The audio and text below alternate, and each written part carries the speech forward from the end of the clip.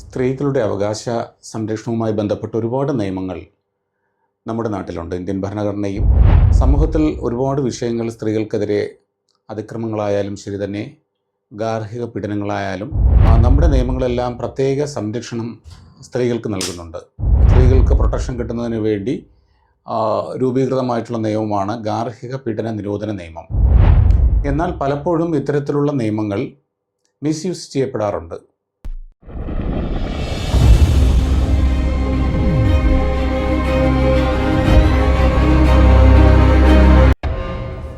സ്ത്രീകളുടെ അവകാശ സംരക്ഷണവുമായി ബന്ധപ്പെട്ട ഒരുപാട് നിയമങ്ങൾ നമ്മുടെ നാട്ടിലുണ്ട്. ഇന്ത്യൻ ഭരണഘടനയും അതോടൊപ്പം തന്നെ അനുബന്ധ നിയമങ്ങളുമൊക്കെ സമൂഹത്തിൽ ഒരുപാട് വിഷയങ്ങൾ സ്ത്രീകൾക്കെതിരെ അതിക്രമങ്ങളായാലും ശരി തന്നെ, ഗാർഹിക പീഡനങ്ങളായാലും അത്തരത്തിൽ ഒരുപാട് വിഷയങ്ങൾ നടക്കുന്നതുകൊണ്ട് നമ്മുടെ നിയമങ്ങളെല്ലാം പ്രത്യേക സംരക്ഷണം സ്ത്രീകൾക്ക് നൽകുന്നുണ്ട്.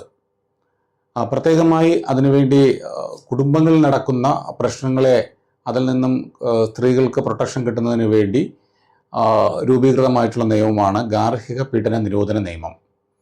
എന്നാൽ പലപ്പോഴും ഇത്തരത്തിലുള്ള നിയമങ്ങൾ മിസ്യൂസ് ചെയ്യപ്പെടാറുണ്ട്. നമ്മുടെ കേരള ഹൈക്കോടതിയുടെ ഈ 2024 ഡിസംബർ 10 ഉണ്ടായ ഒരു വിധി എന്ന് പറയുന്നത്, അത്തരത്തിൽ നമ്മൾ സ്ത്രീകളുടെ സംരക്ഷണത്തിന് വേണ്ടി, അവരുടെ ക്ഷേമത്തിന് വേണ്ടി, അല്ലെങ്കിൽ കുടുംബ അന്തരീക്ഷത്തിൽ അവർക്ക് സമാധാനമായി ജീവിക്കുന്നതിന് വേണ്ടി രൂപീകരിക്കപ്പെട്ട നിയമങ്ങൾ പല സാഹചര്യങ്ങളിലും ദുരുപയോഗം ചെയ്യപ്പെടുമ്പോൾ അത്തരത്തിൽ ദുരുപയോഗം ചെയ്യാൻ അനുവദിക്കാൻ പാടില്ല എന്ന് പറഞ്ഞുകൊണ്ട് ഉണ്ടായ ഒരു വിധിയാണ് Sunny Mathew versus state of Kerala എന്ന് പറഞ്ഞുകൊണ്ട് 2024 ഡിസംബർ 10 ബഹുമാനപ്പെട്ട ജസ്റ്റിസ് എ ബദറുദ്ദീൻ്റെ ബെഞ്ച് പുറപ്പെടുവിച്ച ഒരു വിധിയിൽ പറയുന്നത്, ഇത്തരത്തിൽ നിയമങ്ങൾ ദുരുപയോഗം ചെയ്യാൻ പാടില്ല.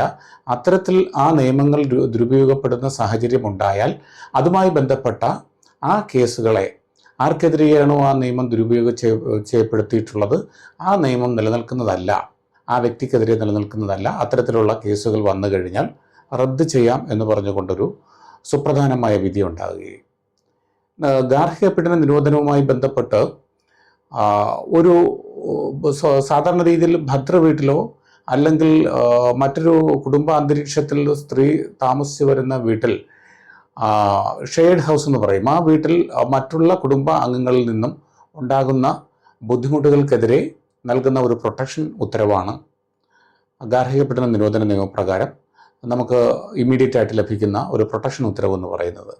അതോടൊപ്പം തന്നെ ആ വീട്ടിൽ സമാധാനപരമായി താമസിക്കുന്നതിനുള്ള ഒരു അവകാശം.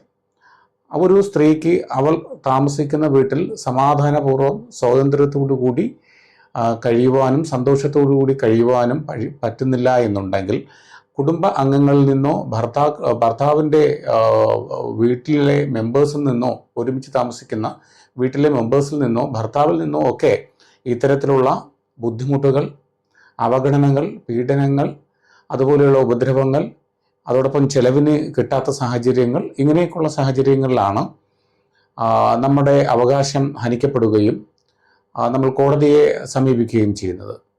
എന്നാൽ പലപ്പോഴും ഉണ്ടാകുന്ന ചെറിയ ചെറിയ കാര്യങ്ങൾക്ക് ഒരു ആയുധമായിട്ട് ഈ വകുപ്പുകളെ ദുരുപയോഗം ചെയ്യുന്ന സാഹചര്യവും നമ്മുടെ സമൂഹത്തിൽ കണ്ടുവരുന്നുണ്ട്. ഇതിനെ ഒരു ആയുധമായി ഡൊമസ്റ്റിക് വയലൻസ് ആക്ടിലെ പല വകുപ്പുകളെയും അതൊരു വെപ്പണായി കണ്ടുകൊണ്ട് തങ്ങളുടെ വൈരാഗ്യം തീർക്കുന്നതിന് വേണ്ടി ഭർത്താവിനെതിരെ മാത്രമല്ല മറ്റു കുടുംബാംഗങ്ങൾക്കെതിരെയും, ഭർത്താവിൻ്റെ പിതാവ്, മാതാവ്, ചിലപ്പോൾ ഭർത്താവിൻ്റെ സഹോദരിമാർ അല്ലെങ്കിൽ സഹോദരന്മാർ, അങ്ങനെ തുടങ്ങി ഈ വീട്ടിൽ ഗാർഹിക പീഡനം നടന്നു എന്ന് പറയപ്പെടുന്ന വീട്ടിൽ ഇല്ലാത്ത വ്യക്തികൾക്കെതിരെ ഉൾപ്പെടെ പലപ്പോഴും കേസുകൾ നൽകാറുണ്ട്. അത്തരത്തിൽ നൽകപ്പെടുന്ന കേസുകൾ നിലനിൽക്കുന്നതല്ല.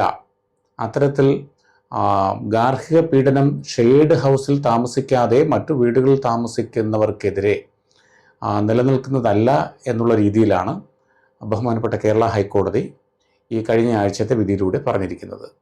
ഒരു പരിധിവരെ നിയമങ്ങൾ സംരക്ഷിക്കുന്നതിന് വേണ്ടിയും അതോടൊപ്പം തന്നെ സ്ത്രീകളുടെ അവകാശങ്ങൾ സംരക്ഷിക്കപ്പെടുന്നതിന് വേണ്ടിയും ഒരു തരത്തിലുമുള്ള പീഡനങ്ങൾ ഭർത്തൃ വീട്ടിൽ അല്ലെങ്കിൽ ഷെയർഡ് ഹൗസിൽ ഉണ്ടാകരുത് എന്നുള്ള സതുദ്ദേശത്തോടു കൂടി രൂപീകൃതമാക്കപ്പെടുന്ന ഇത്തരത്തിലുള്ള നിയമങ്ങൾ ദുരുപയോഗം ചെയ്യാൻ പാടില്ല.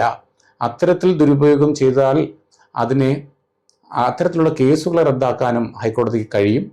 482 CRPC അനുസരിച്ച്, നിലവിലെ ഭാരതീയ നാഗരിക സുരക്ഷാ സംഹിത അനുസരിച്ച്, സെക്ഷൻ 528 അനുസരിച്ചും ബഹുമാനപ്പെട്ട കേരള ഹൈക്കോടതിയുടെ ഇൻഹറന്റ് പവർ ഉപയോഗിച്ച് ഇത്തരത്തിലുള്ള കേസുകൾ റദ്ദ് ചെയ്യാൻ കഴിയും എന്നുള്ളതാണ് ഈ സമീപ ദിവസങ്ങളിലായി കോടതിയിൽ നിന്നുമുണ്ടായ വിധിയിൽ നിന്നും നമുക്ക് മനസ്സിലാക്കുവാൻ കഴിയുന്നത്.